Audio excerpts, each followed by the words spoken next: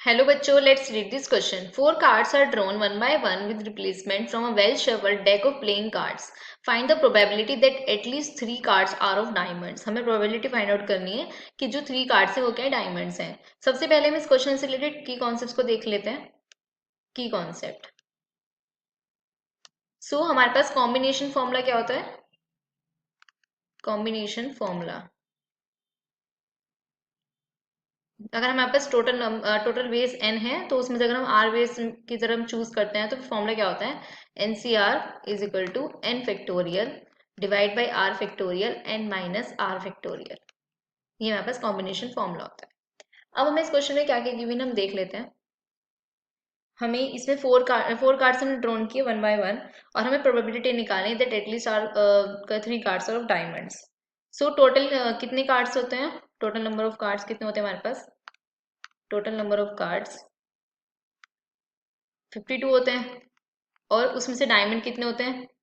Number of diamond cards कितने होते हैं? नंबर ऑफ डायमंड कार्ड्स कितने होते हैं हमारे पास? 13 होते हैं. सो हमें क्या निकालना है? प्रोबेबिलिटी निकालनी है. Probability of at least three diamonds card. Three cards are of diamonds.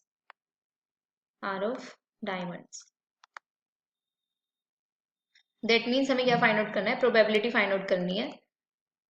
Probability diamond card greater than equal to three, क्योंकि एटलीस्ट थ्री होने चाहिए, थ्री से कम नहीं होने चाहिए. तो ये प्रोबेबिलिटी हमें फाइंड आउट करनी है. सो अब हमें ये सब गिवन था. अब हम देख लेते हैं इस क्वेश्चन हम कैसे सॉल्व करेंगे.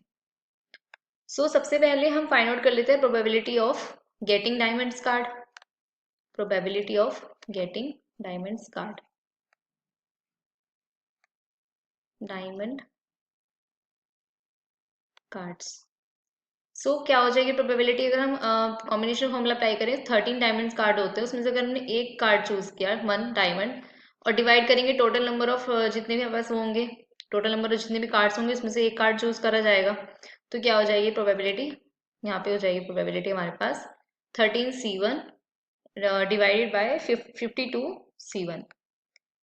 यहाँ पे हम कॉम्बिनेशन अप्लाई फॉर्मूला अप्लाई किया तो ये क्या हो जाएगा? 13 फैक्टोरियल, 1 फैक्टोरियल, 12 फैक्टोरियल.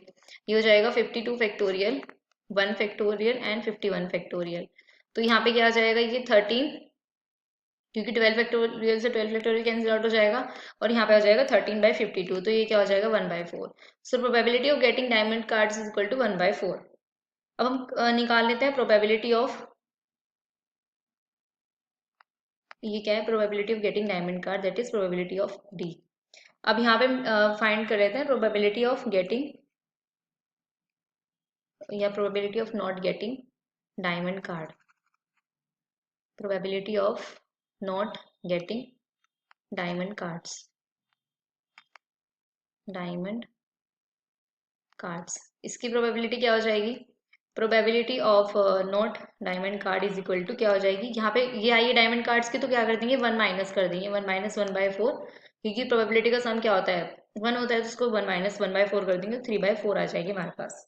अब हमें निकाल लेते हैं प्रोबेबिलिटी ऑफ गेटिंग अगर हम तीनों के तीनों डायमंड कार्ड चूज करते हैं तो क्या आएगी प्रोबेबिलिटी? हम फाइंड आउट कर लेते हैं probability of getting three diamond cards. Getting three diamond cards. P D is equal to 3 के लिए निकाल लेते हैं पहले. तो चार डायमंड कार्ड में से हमने कितने चूज करने हैं? चार ही चूज कर सकते हैं, और हमने इसमें से तीन डायमंड कार्ड चूज किए, तो 4C3 हो जाएगा. और डायमंड कार्ड आने की कितनी प्रोबेबिलिटी आई थी? 1/4 आई थी. क्या हो जाएगा? 1/4 की पावर 3 हो जाएगा मेरे पास. और एक डायमंड कार्ड अभी बच गया, तो 3/4 की पावर क्या आ जाएगा? 1. 3/4 की पावर 1. जब हम इसको सॉल्व करेंगे तो ये क्या हो जाएगा हमारे पास? 4C3 क्या हो जाएगा यहाँ पे? 4 फैक्टोरियल, 3 फैक्टोरियल और 1 फैक्टोरियल. 1/4 क्या हो जाएगा हमारे पास? ये हो जाएगा हमारे पास 64. 4 4 16 64, और ये हो जाएगा 3/4. तो यहाँ पे जब सॉल्व करेंगे तो ये आ जाएगा हमारे पास 4 इंटू 1/64 इंटू 3. ये 4 से 4 कैंसिल आउट हो जाएगा, तो ये आ जाएगा हमारे पास 3/64. Probability of getting 3 diamond card, ये आ गई मेरे पास probability of getting 3 diamond card. अब हम फाइंड आउट कर लेते हैं probability of getting all the cards are diamond card, क्योंकि हमने 4 कार्ड चूज करने हैं, तो हम फाइंड आउट कर लेते हैं probability of getting all the cards are diamond cards, जो हम 4 चूज कर रहे हैं। सो प्रोबेबिलिटी ऑफ गेटिंग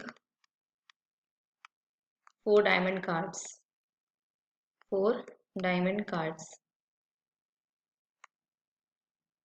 जो कार्ड्स हमें चूज करने हैं, तो क्या हो जाएगी यहाँ पे 4 हो जाएगा ये, और यहाँ पे क्या हो जाएगा 1/4 की पावर 4 आ जाएगा, और यहाँ पे 3/4, क्योंकि सारे के सारे डायमंड कार्ड ही आएंगे, तो 3 की पावर 4 क्या हो जाएगा 0 हो जाएगा। तो इसको सॉल्व करेंगे तो ये 4 क्या हो जाएगा 1 हो जाएगा हमारे पास, और ये 4 तो हमारे पास 1 हो जाएगा, और यहाँ पे 3/4 भी 1 हो जाएगा, तो ये आ जाएगा 1/4 की पावर 4, तो ये हो जाएगा 1/256। और हमें क्या फाइंड आउट करनी थी probability of getting at least 3 diamond card, that is probability of d greater than equal to 3. So ये हो जाएगी probability of getting 3 diamonds cards from choosing from 4 cards plus probability of getting 4 all the 4 cards are diamond, तो इन दोनों को add कर देंगे, so ये हो जाएगा 3/64 प्लस 1/256। यहाँ पे हमने 4 तक इसलिए लिया है क्योंकि हम सिर्फ 4 ही कार्ड चूज कर सकते हैं, तो इसलिए हमने यहाँ पे probability of d equal to 4 तक ही लिया है।